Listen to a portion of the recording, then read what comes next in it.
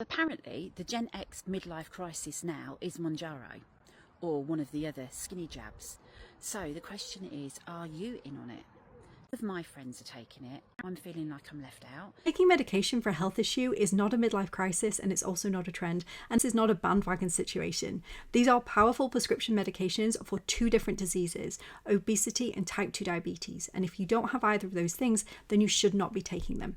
Calling them skinny jabs is trivializing of the health conditions that they treat, and it is very judgmental, whether or not you realize that, because these are serious illnesses.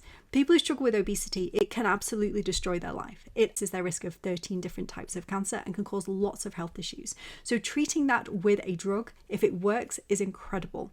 The thing is, these drugs, as much as they are relatively safe, they do have potential risks, and we still don't know whether or not they increase the risk of things like thyroid cancer in the longer term. And so for somebody who's got obesity, balancing that against the risks they've already got from their obesity is a much more reasonable thing to do than taking somebody who doesn't have that much weight to lose, who doesn't struggle with obesity, who's just got a few extra pounds. That is a different thing, and say, oh, you try them. And I know it sounds pretty heavy and fear-mongering. It's not. This is the reality.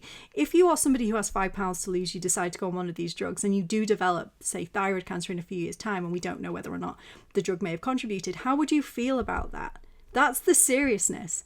This lady is making a very trivialized video about jumping on a bandwagon for something that is serious, and taking these drugs is important, and you shouldn't be going off what your mates are doing. You shouldn't be going off what a random lady on the internet is saying. You should be sat there thinking, what are the risk versus benefit? For me, for my family, is this an appropriate drug to take?